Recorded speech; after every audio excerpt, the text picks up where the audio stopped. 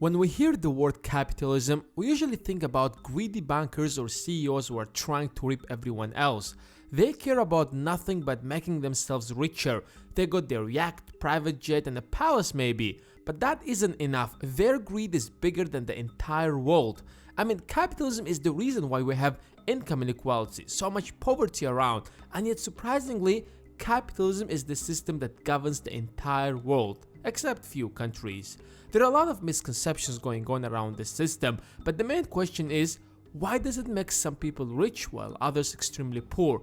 But to answer that question, we have to understand what capitalism is in the first place. In simple words, capitalism is an economic system where businesses and industries are owned and controlled by the people and not the government. People are free to do what they want and deserve only what they work for. That might seem pretty obvious because that's how the world works today, but it hasn't always been like that.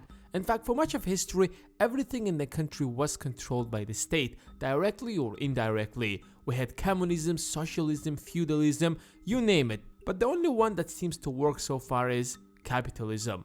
But the biggest problem with capitalism is that its problem is its biggest advantage.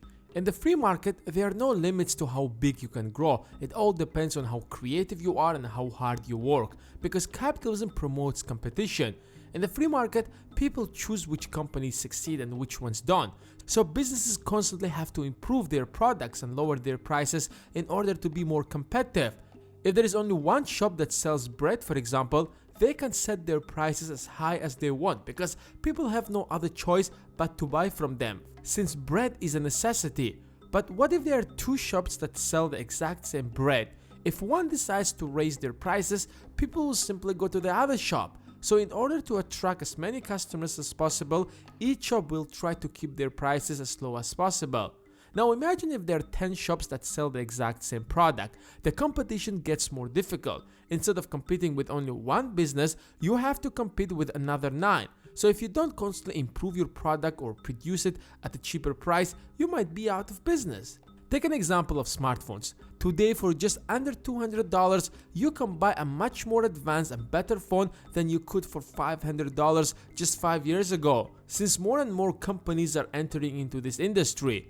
The problem is that one of these companies will work way harder than anyone else and will be way much more creative than the rest and will essentially crush everyone else in the business and rise to the top and control the market. And that's where the misconception starts, because when they get too big, people will start complaining that those who are in charge of this company are super rich while everyone else is poor. And then they blame capitalism for income inequality, forgetting that this company was one day a small startup.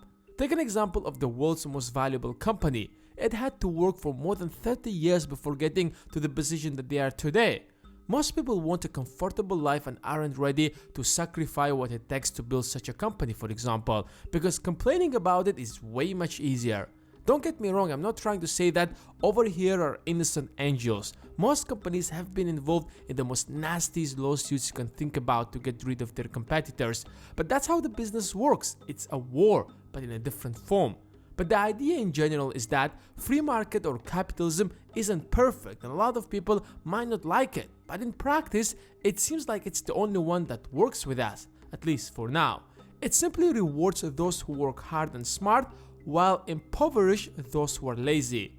But pure capitalism isn't practiced anywhere. It's always a combination of socialism and capitalism, even in the most capitalistic country in the world. And now it's your turn. What do you think? Is capitalism the right system, or we should move to something else? Let me know in the comments below. And as always, hit that like button if you have enjoyed this video, subscribe and click the notification bell if you don't want to miss the next video.